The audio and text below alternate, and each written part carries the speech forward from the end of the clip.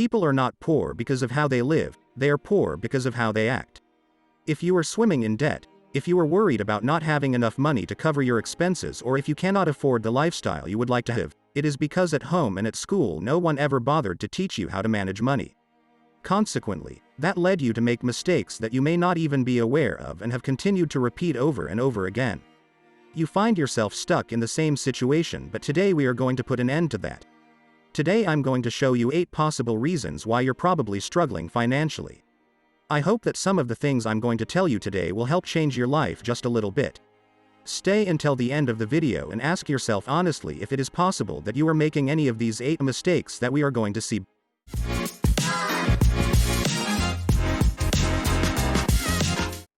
Hello and welcome to the Money Street. Mistake number 1, you are poor because you spend money on unnecessary things. On coffee every day, a pizza on Sunday because you are too lazy to cook, or a cab because it's raining and you don't want to wait for the bus. They all seem like very small expenses, especially when you just got paid and you feel like a rich person, but you would be surprised how much money you lose by not controlling those expenses. To give you a few examples, a soda is only $1, but buying a soda for lunch and another one at night 5 days a week equals $730 a year. A cappuccino at Starbucks costs only $8, but that same 5 days a week equals $2,080 a year. The other way you waste money is by buying expensive things you may not need. You buy shoes that are worth more than half your salary, a phone that you are going to be paying for in installments for 2 years, or a car way above your income level, and that ends up messing up your finances for several years. In the words of Will Smith, we spend money we don't have on things we don't need to impress people that don't even care. $1 today at 12% a year for 30 years is equivalent to having $9 today, or in other words, the true price of all those Starbucks coffees for almost 2.5 years is not $500, it's $45,000 if you take into account what you stop earning. It's not about being stingy, it's about living well, it's about finding a balance between the two, enjoying your money today while multiplying a part of it for the future.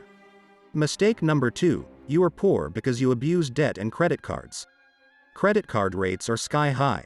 If you pay in revolving payment mode, the interests are very high and last in time, so much that you can pay 3 times what it is really worth what you bought. If you add up everything including commissions and insurance, with these rates, if you buy something and finance it for 36 months, you end up paying up to 2.5 times the cost of your purchase. And if, let's suppose you have a credit card with a quota of $1,000 and you keep it to the limit, that is, you pay the minimum installment and you use it again until you complete the $1,000 in those same 36 months, you end up paying up to $7,000 in interest and other concepts apart from the $1,000 of capital. If you abuse your credit card and finance your purchases at the maximum term possible, you end up paying between 2 and 7 times the amount you consumed. The bank's profits are growing, but are your profits growing at the same rate as the bank's? Mistake number 3, you are poor because you don't shop around for the best prices. Asking around for prices and looking for savings on your spending doesn't make you look poor, but not doing so does make you poorer because you end up spending more money than you should. Here are some of the things you can probably find a better price on, and if you put them all together you can make a noticeable savings. Toiletries don't go bad, and if you buy them in bulk you can save up to 30%. If you have been with your internet operator for more than a year, you can call to cancel. Usually you will be passed to the customer retention area and they will upgrade your plan or lower the price if not sure the competition has a super promotion for new customers. You can also apply this to the bank and you can save half the interest by switching banks. Another tip is that clothing is much more expensive in December because everyone wants to buy new clothes and gifts, but in January, when there are no more customers and they are left with excess inventory, they have promotions of up to 50%. So why pay double at Christmas when you can pay half in January or October? Things tend to be much cheaper in the last week of the month. Businesses and vendors have goals and budgets to meet. When it gets close to the end of the month and they haven't met that goal, they are more willing to negotiate prices or take out promotions in order to meet them. Mistake number 4, you are poor because you think it is possible to get rich overnight. You are always looking for investment opportunities that will triple your money in the blink of an eye, and that eagerness to make money fast and effortlessly makes you a victim of scams or half-truths that end up making you lose what little you have. If you are offered a guaranteed return of more than 50% per year, be careful, this smells like a scam. If you are enjoying this video and want to be aware of new videos, subscribe to this channel and turn on notifications. To give you an idea, A low-risk investment such as a certificate of deposit pays around 5% annually. A medium-risk investment such as crowdfunding pays around 11%, and a high-risk investment such as a higher-risk pension fund pays 22%. In terms of business, an oil company provides 15% a year and a company known worldwide as Coca-Cola 40% a year.